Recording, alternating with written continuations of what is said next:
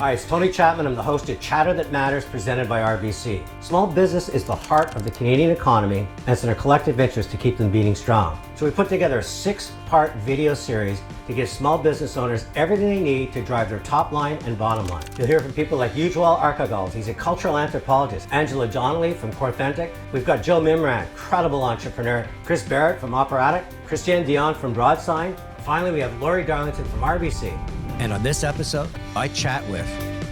As part of my Retail Matters series, we're really focusing on what drives traffic. And when you have that traffic, how do you convert that into sales? A big part of it is extending your bricks and mortar, extending your physical presence to making sure that you're winning online. So I'm going to introduce who I think is one of the foremost experts in the country on how to make that digital transformation. His name's Chris Barrett. He's the CEO of an agency called Operatic.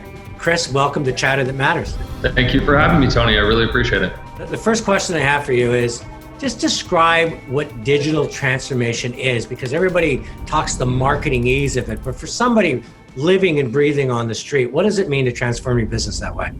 A digital transformation is really understanding how your consumers are behaving online, what they're searching for, what their needs and expectations are, and making sure that we meet in each one of those needs and expectations. So if I give you an example, a lot of people will look at a training manual, for instance.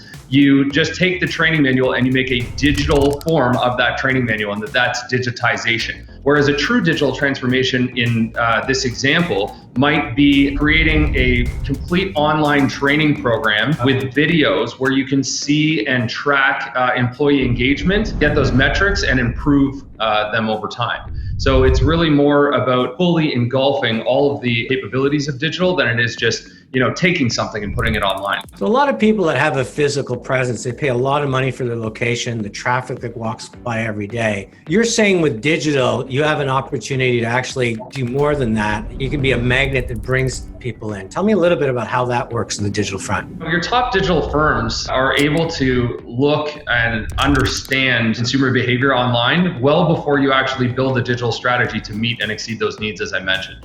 So we can see what people are searching for, where they're coming from in the country, what the sentiment is around your brand and around the products and services that you offer. And then we can build a strategy that meets those needs. I actually give an example as a sports guy about Field of Dreams with Kevin Costner. It says in that movie, if you build it, they will come. And it's completely the opposite in digital. You really need to understand what you should be building before you start. Because if you don't, you end up building a billboard in a jungle, a website that isn't found, or a social presence, for instance, that isn't engaged with. So a lot of the people that I'm talking to are already overwhelmed with the complexities of doing business today. How do they take the first steps that gives them the kind of return on their time and money that they deserve and need? The first thing that I think that a lot of companies do is they treat their web presence as an afterthought or an expense, and not the 24/7 salesperson that it should be. They turn to free website services, which never show up online properly, and create poor user experiences that don't provide value for visitors. Secondly, they miss the opportunity to connect with their customers through local business listings, things like Google My Business, which is a business profile that allows you to connect with customers through Google Search and Google Map products. The great news is that setting something up like that is free and worth doing. And from there, optimizing it with somebody who knows what they're doing does have a bit of an investment, but it's worth its weight in gold. Most importantly for me, however, it's not just where you get started, but the fact that you do get started. There's a plethora of ways that you can take control of your brand's online reach and reputation without breaking the bank. And I understand that digital can be daunting, but there are great trustworthy partners out there who will move the needle within your budget and will be happy to be transparent with you about how they're doing it. Conversion is becoming paramount to success. If I have somebody that comes into my shop or comes in through to my website, I have to do everything I can to convince them to buy. Any thoughts on what you can offer small business owners in terms of how digital can work to make that sale? Yeah, I know most people know the John Wanamaker quote that half the money I spend on advertising is wasted, but the trouble is that I don't know which half. You really need to make sure that your work includes robust analytics programs and talented digital marketers that can track what's working and not. It's not like your typical advertising agencies where they, come up with a great idea and they set and forget. And the first day of the campaign is always a big bang and then starts to dwindle off from there. the last day of your work with your agency should be the most effective. So the idea then is it's almost the gamification of your business. If something's working, you invest in it. If something isn't working, you pivot. Is that come through a great working relationship with an agency? And is that also something that internally, if I can't afford to work with an agency 24/7, I can learn to do on my own? Yes, a great working relationship with an agency should be a true partnership. Digital can actually and should actually inform operations. So as an example, we will show our partners where they may want to open their next physical location based on an over-indexing of search interest of what's happening online.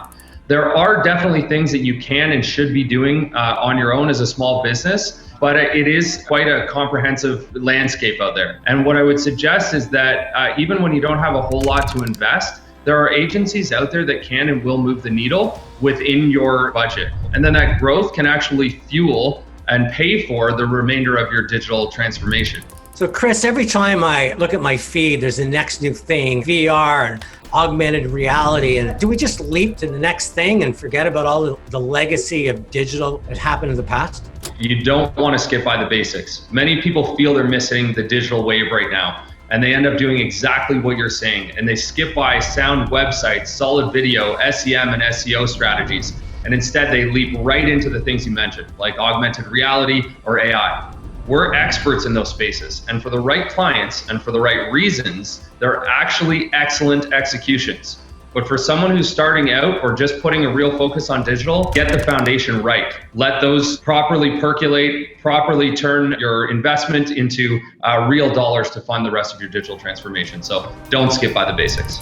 So it's Tony Chapman. We've been talking with Chris Barrett. He's the CEO of Operatic. I have no vested interest in this agency other than I think he's offered you some great advice.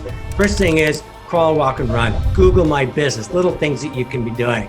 Second thing, more importantly, don't try to build your digital strategy from the roof down on the sexy stuff like VR. Focus on the foundational stuff. And the third, start thinking about not what half of my advertising is working, but making my advertising work. Get into the weeds, get into the analytics, work with someone you trust.